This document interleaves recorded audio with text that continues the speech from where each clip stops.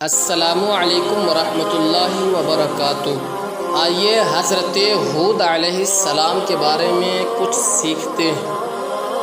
حضرت ہود علیہ السلام کا ذکر قرآن شریف میں بار بار آیا ہے۔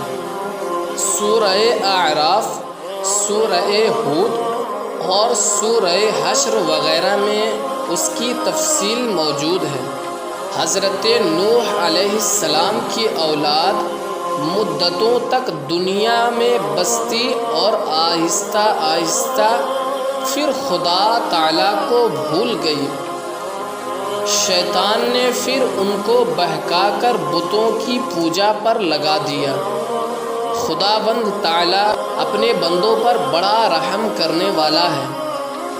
اس نے پھر حضرت ہود علیہ السلام کو اپنا پیغمبر بنا کر ان لوگوں کے پاس بھیجا، اور ان لوگوں نے اپنی قوم سے جو عاد کہلاتا کہ تم خدا ہی کی عبادت کرو، اس کے سوا تمہارا کوئی معبود نہیں ہے۔ میں تم سے اس وعظ و نصیحت کے بدلے کوئی مزدوری یا اجر نہیں مانگتا، مجھے اس کا بدلہ تو وہ دے گا جس نے مجھے پیدا کیا ہے۔ اور اے میری قوم، تم اپنے رب سے بخشش مانگو اور اس سے توبہ کرو، وہ تمہارے لیے مینا برسائے گا، یعنی بارش برسائے گا، جس سے تمہارے کھیت اور باغات اچھے ہوں گے اور تمہاری طاقت بہت بڑھا دے گا۔ وہ بولے، اے ہود، ہم تمہارے کہنے سے اپنے بتوں کو نہیں چھوڑ سکتے، تم کوئی نشانی دکھاؤ۔ ہم تو یہ سمجھتے ہیں کہ ہمارے بتوں میں سے کسی نے تم پر آسیب کر دیا ہے اور تم دیوانے ہو گئے ہو۔ حضرت ہود علیہ السلام نے کہا، تم سب مل کر میرے لیے جو تدبیر کرنی چاہو کر لو، اور مجھے مہلت بھی نہ دو۔ میں خدا پر بھروسہ رکھتا ہوں جو میرا اور تمہارا پروردگار ہے۔ میرے ہاتھ اللہ تعالیٰ نے جو پیغام بھیجایا تھا وہ میں نے تمہیں پہنچا دیا۔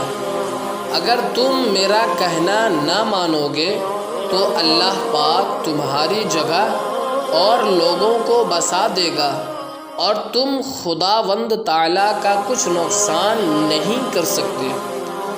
اس پر ان کی قوم نے کہا کہ روز تو ہمیں خدا کے عذاب سے ڈراتا ہے، جا اپنے خدا سے کہہ دے کہ ہم پر عذاب نازل کر دے، اللہ اکبر، اور اس میں ہرگز دیر نہ کرے۔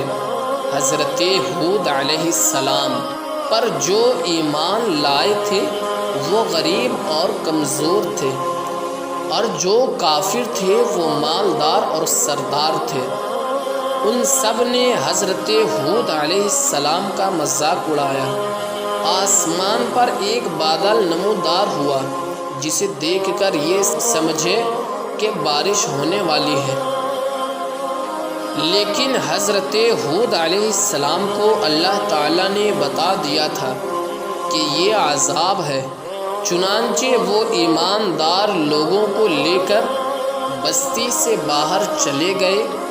اس بادل کے بعد آندھی آئی جو 8 دن اور 7 رات تک متواتر چلتی رہی، یہاں تک کہ سب کافر مر گئے اور نیست و نابود ہو گئے۔